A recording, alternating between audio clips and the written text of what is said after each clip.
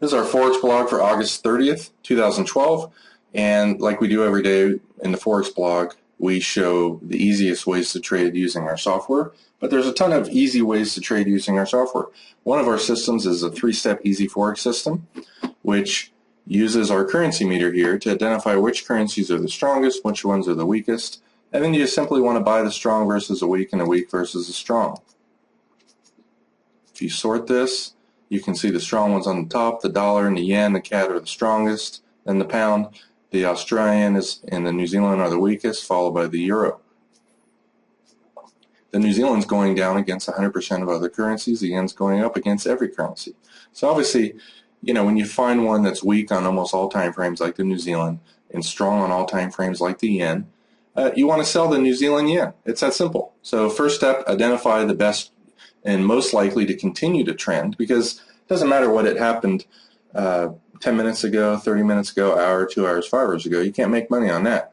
All you can do is make money on likely future price direction. And this tool has recently been redesigned to, we average the real-time trend together using multiple tools, and about 65% of the weight is on intensity-based tools. So if, let's say, 80% of Australian pairs are going up, but they're going up with very low intensity compared to the last 20 days average volatility for different times of the day, then you're going to see something like this. It can't get to the extreme level, which we consider the 80 level, unless a very high percentage of Australian pairs are going up, and they're going up with incredible intensity. So when you don't see any intensity, you don't really want to mess with that. Underneath that, we have the 15-minute trend, hourly, daily, weekly, monthly. So you can see the Australian is extremely weak on all the longer-term trends, and so is the New Zealand. Let's take a look at that New Zealand yen. We're looking to sell it. Now, first thing you want to do when you look at the chart are find two things. Where's the hourly moving average? That's here in the middle. And where is the point of control for yesterday? That's this area right here. This is where most of the activity yesterday happened. You could say it was the price most traded for the day. From the previous night through 6 o'clock yesterday, this was the price. You can see, it fell into that area quite a bit. This is the average, pretty much average price most traded. And then you have the upper and lower value area. So underneath the point of control, you definitely want to look for sells. Here's the hourly moving average. When it goes from above to below that, you also want to sell, and especially when it goes below the value area low. You can see the low value area is 63.04, but the low of the day is 62.90. It's a full 14 pips above the low of the day. Now, if you waited for the low of the day to get broken right here, you still caught 25 pips down, but you had the chance to make 35 to 40 pips by selling the value area low. Then you can see it pretty much went straight down, and the intensity of these bars is, clearly the downside. Let's take a look at that on our colored candle bars. And instead of using the histogram, you can use colored bars. Let me bring that up. Here's our colored bars, and you can see the chart's a little bit bigger because you don't have all that space wasted with the histogram. And the price is coming around the hourly moving average right here. One of our new tools that also makes trading so much easier.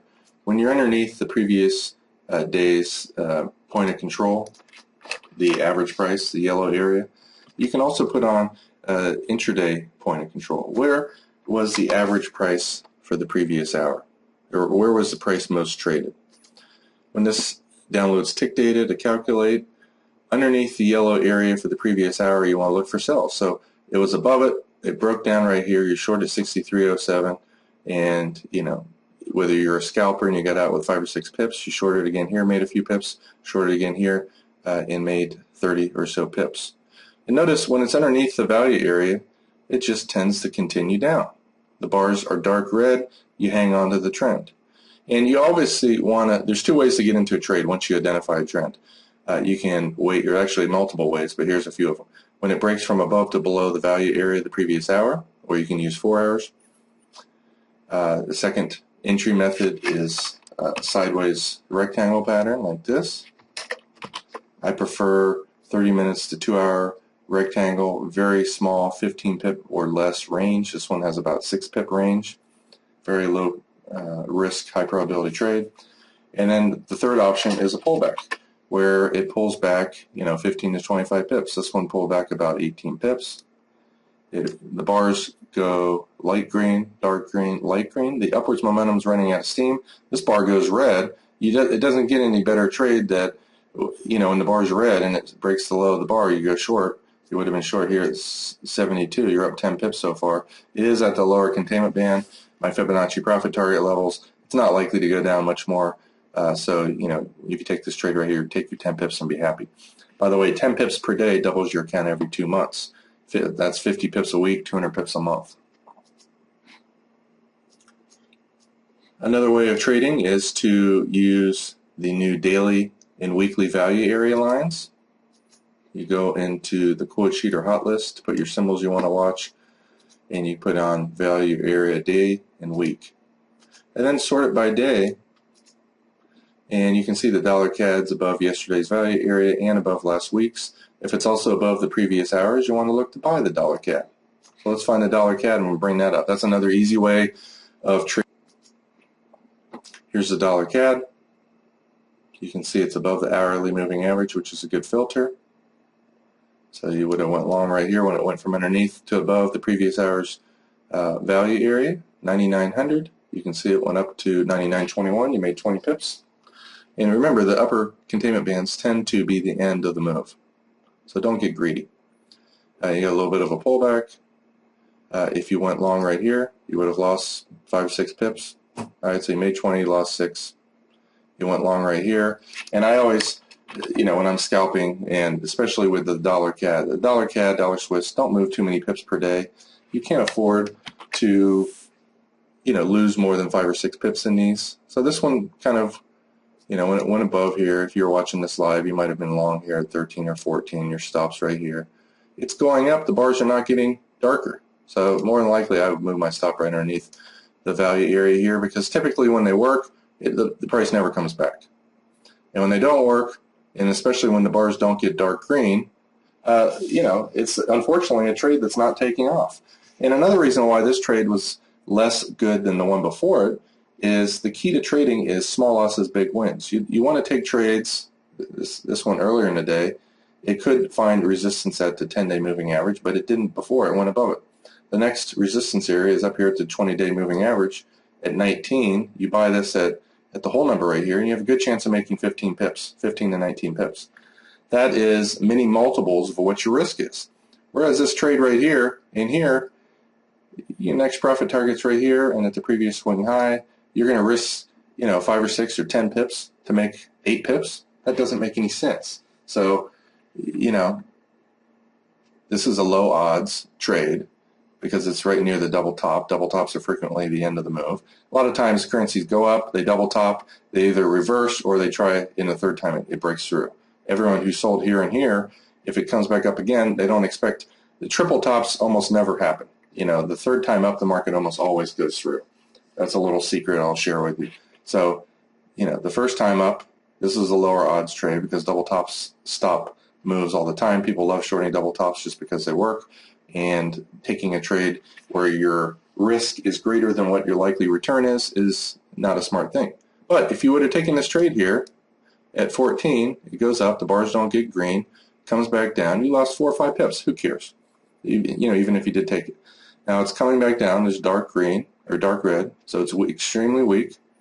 And then the weakness subsides as it goes lower. This bar right here goes back above the previous hour's point of control and is even less weak than before. I'd buy this if it went 1 pip above there. And usually if it is weak and it's not going to go above the previous bar even by a pip. It'll just kind of sit there and then start going down, and you avoid losing trades that way. So you're long here at 99.09. Here's your first profit target, and the Fibonacci area up here is your next profit target. So this is a trade where you're in at 9 and out at 28. You have a good chance of making 16, 17 pips while risking your stop would be 1 or 2 pips underneath the low. You're going to risk maybe 8 or 9 pips, and in this case made over 20. That's a good trade. And if all you do is take trades that are at least 50 or 60% likely based on your experience, and obviously buying right near a double top is not a good idea. I rarely ever do this. I only do this when the market kind of goes up here and just goes sideways for an hour, hour and a half, doesn't pull back more than 10 pips, and then the bars pretty much stay green, and then it breaks out, I'll buy it. It's already up there. It didn't pull back at all. And you can see some dark red bars on here. So the colored bars really make it intuitive, and it also makes it a little easier to trade because you don't have so much of your chart taken up with the histogram. It pretty much would look like this if you had the histogram on the bottom. So it's a little bit more intuitive having a bigger chart. You can really get to see everything a little bit better. If you haven't noticed, I'm using two ways of identifying currencies. One is using the new daily and weekly value. If you find currencies above both, give that a shot. Now, obviously, there's quite a few weak ones. The Australian dollar, Australian yen, New Zealand dollar, New Zealand yen. Very simple, easy ones to be looking for sells. You already saw the New Zealand yen. I'll bring that back up again. Short right here, short right here, short right here. All the trades worked. And it also showed up on our currency meter as the best one to be in.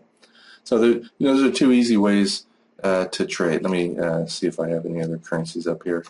Here's the Australian dollar. And I don't have the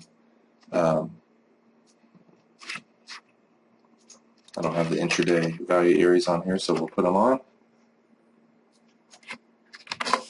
A lot of times currencies go sideways until they finally break out to the downside.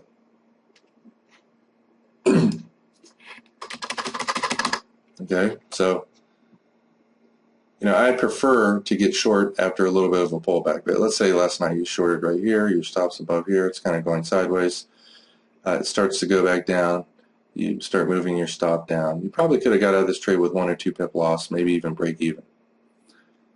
And I don't like to sell them. Well, let's just say you sold here with your stop initially above the swing high. It's kind of going sideways, not going anywhere. You would have lost maybe 5 or 6 pips. Shorted again right here. If your stop was above here, it kind of went a little against you, came back down. I'm moving my stop down. Probably would have made a pip or 2 on that. This next hour pulls up. Could not get above the previous day's low right here. It's also at a Fibonacci area. And look at this. All the time frames are down. It breaks the low right here. Right, this point of control is up here near the high. Those are the highest probability trades, in my opinion, from what I've traded with this in the last 2 weeks. And unfortunately, they don't happen that often. But when they do happen, I'd say they happen. The trade works 70-80% of the time if it's underneath the daily and weekly point of control and all the time frames are down. So you're short right here at 33, and that one takes off. And because this finally made a move, it's chopping around for hours, pretty much 9 hours of going sideways. Because it finally made a move with a lot of intensity, you can see it had a pullback right here. It found the previous hour's point of control. Anybody who tried to buy the lows for the previous hour is long from right here. So it failed to go higher. You give this a shot right here at 0310. And because it made a decent sized move previously, draw your fibs on here. And I'm either going to get out here. If it goes sideways here, I'm going to get out of the whole thing or at least half. It came back down. The 1.618, in my experience, about 80% likely to be the maximum profit. It's right at my Fibonacci profit target. I'd spend 30 40 minutes every night doing fib analysis, so you don't have to. This is very, in my opinion, likely to be the max low of the day in the lower containment band, which is extremely good at predicting where the low is going to be, is also right here. So you get out of the trade here at 80. You would have been short this last one here maybe at 10, and you made 30 pips on that trade. So if you add them all up, 30 pips, 20, 25 pips. You might have made 2 pips on one. You lost 7 or 8 on one. If you see the value area right here up at the high, there's only 2 of them that happen like that, and you want to get short right here at 32. Your stop's above the high. It goes down. There's not that much strength. You got some red bars right here. It's just kind of chopping around. You could have got out of that trade with a few pips profit or maybe 3 pip loss at the most, but your risk is not that much. That's why I really like these intraday value areas. Here's the New Zealand dollar, and we'll put the hourly intraday value areas on this. Now keep in mind we just released this. And some traders that have put this on 20 or 30 charts have experienced crashes because of it. I guess it uses too much memory. We're going to have to try to figure that out in the future. But if you put this on 5 or 10 charts, you should be okay. This one comes up to the 50-day moving average here. And during the next hour, you can see the point of control for the previous hours right here. The bars, there's 2 red strong bars, or green bars here, and then a very light green one. So the strength kind of lessened, and so you go short right here. If you use our trailing stop, it got you out pretty much right here. There is a lot of support right here. Now you want to wait for some kind of a pullback. This one kind of pulled up a little bit, started the next hour up above or underneath it, went above the point of control, then back down. I would be shorting it right here on this next bar, 80.09, with my stop right above the high. And then the bars get dark red, so you're probably going to make money on this trade. And again, I'm going to draw my fibs because I'm not greedy. I'd rather make 6 pips than nothing. Here's my profit target. And as you can see, it went underneath it and then came right back up. I probably would get out of the whole trade here at 89. My next profit target is only a few pips underneath it. So I'd be short here at 10 and made about 20 pips on that trade. Now the previous hour, the average or most traded price was all the way up here, so unfortunately it didn't come up to it. If you see a decent pullback where it comes up to it, can't get above it, it's a great place to go short. But in this case, it's not there, so I probably would have passed on this next trade right here.